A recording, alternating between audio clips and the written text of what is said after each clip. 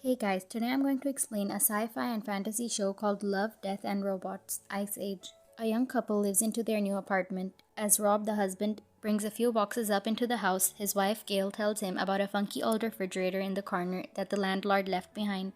Rob finds it fascinating, noting how the motor is above instead of underneath the refrigerators these days. Since hot air rises, he comments that it doesn't make sense to put the motor beneath, allowing the hot air it produces to go up the refrigerator. However, Gail barely pays attention and she simply agrees to the things Rob says. She then brings out a bottle of wine and asks her husband if he wants to drink. Rob gets excited and opens the old fridge to get some ice. However, the freezer is bulked up with frost, but he still manages to get a little cube of ice. The couple then makes a short toast to make their new life together. Before Rob could take a sip of his drink, he notices something inside the ice. He takes it out of the glass and shows it to Gail, asking her to confirm what's inside the ice cube. Gail looks closer and becomes just as surprised as her husband.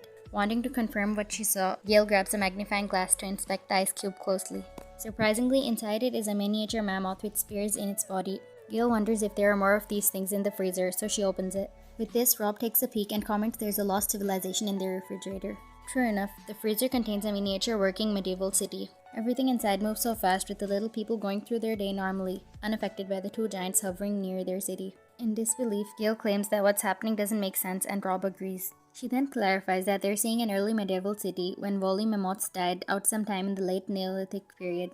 Rob shrugs it off and simply agrees with his wife to hide his ignorance. Later on, Rob buries the frozen mammoth in a pot of dirt. Rob seems sad about it, so Gil lightens up his mood by saying it'll probably make a good fertilizer. Curiosity takes over and the two check the freezer again. To their surprise, everything has changed drastically. What used to be a medieval city is now a modernized place during the Industrial Revolution. Factories and railroads are built, covering the freezer's sky with smoke. The couple notes that they've only been gone for 10 minutes, but decades have already gone for the miniature people. With this, Gale theorizes that time moves differently inside the freezer. As they witness the Industrial Revolution at great speed, Rob is disappointed that they missed the Renaissance period. He notices two miniature people sitting by a building under construction and wonders if the people perceive them as gods. However, the men are actually making fun of them, seeing them as weird faces in the sky that are staring at the city. One man even comments that he's tired of seeing the broccoli that's stuck in Gail's teeth. Seconds later, modernized buildings are erected. Rob notices things flying around and Gail identifies them as airplanes. As more skyscrapers are built, Gail believes that miniature people have reached the present time. Rob confirms this when he sees a Starbucks store and comments that the cafe really pops out everywhere. Just then, he notices something weird, so he takes a closer look.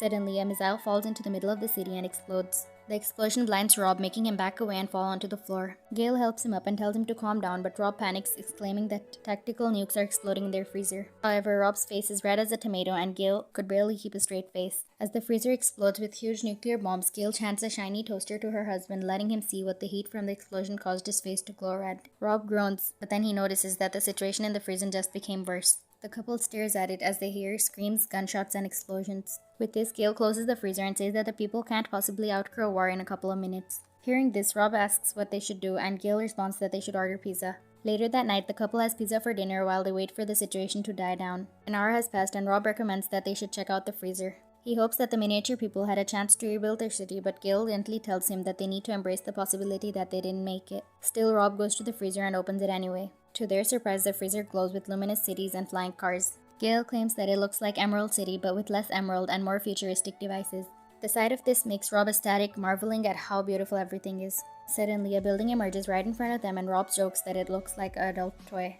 Just then, everything escalates and a massive pyramid appears in the middle of a futuristic city. It glows brightly and consumes power from the bridges attached to it. Eventually, it turns into a diamond-shaped fortress and consumes the whole city until it bursts into a ball of energy. The majestic energy explodes like a star, and streaks of light begin to zoom out. Streaks of light begin to zoom around Rob and Gail's kitchen, filling their apartment with light. The wondrous light fascinates them both. During this period, it seems like the miniature people have figured out the secret of time and space travel. After this, the streaks of light return to the freezer, gather into a sphere, and disappear. This wipes out the smiles on Rob's and Gail's faces, confused at what they just witnessed. Rob wonders if the miniature people will ever return, but Gail thinks it unlikely. Because of this, Rob mournfully pulls the refrigerator's plug as if he's accepting that those tiny people will never return. Knowing that Rob has grown fond to the miniature people, Gail hugs him in comfort. She then closes the freezer, deciding to call it a day. The next day, Rob pours their cups of coffee and hands one to Gail. Without saying a word to each other, both wonder about the miniature civilization in the freezer. With the slightest bit of hope that the miniature people are still alive, they open the freezer again to find cold mist pouring out despite it being unplugged. Inside, they witness another ice age where primitive sapiens consume the carcass of a mighty Brachiosaurus. It seems like life in the freezer has restarted and is now returned to the age of dinosaurs.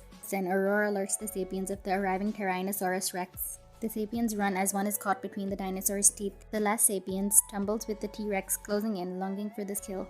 Many claims that the freezer is like a pocket universe that shows how life evolves to the point of living reality. You may think that the freezer showed the end of their world, but it could also mean that the miniature humans found a different dimension to live in. It's uncertain how many times this process of life has occurred in the old freezer or if it has always plays out the same.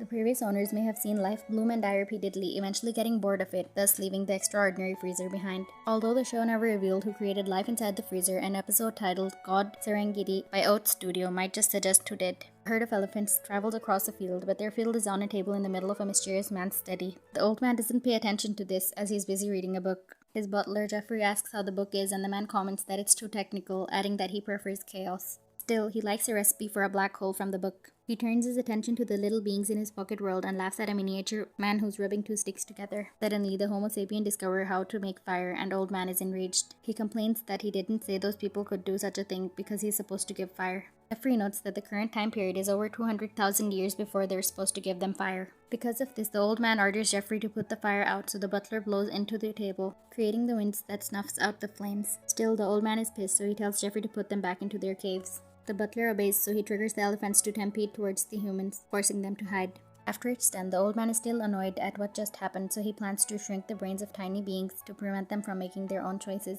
Not long after, the Homo sapiens exit the cave again to perform a rain dance. Jeffrey reminds them that they haven't turned off the drought, so the old man orders him to spray some water on the parched little things. Jeffrey happily obliges and sprays water over the table, causing it to rain on the field. He comments that their god is so merciful as the Homo sapiens rejoice. The old man giggles at the sight of their excitement, so he orders his trusty butler to spray more water. Jeffrey does so, new plants begin to sprout out from the little field. Finally, he's had enough of this fun, and the old man tells Jeffrey to release the plague.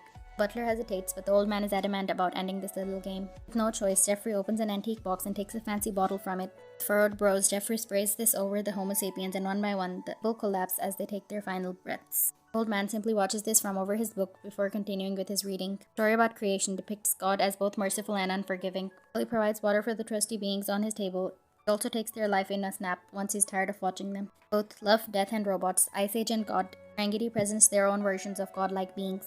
Rob and Gail watch their life grow and die without intervention. In contrast, the other presents a more involved God who's apathetic to the lives on his table, seeing them as an entertainment which he can simply turn off.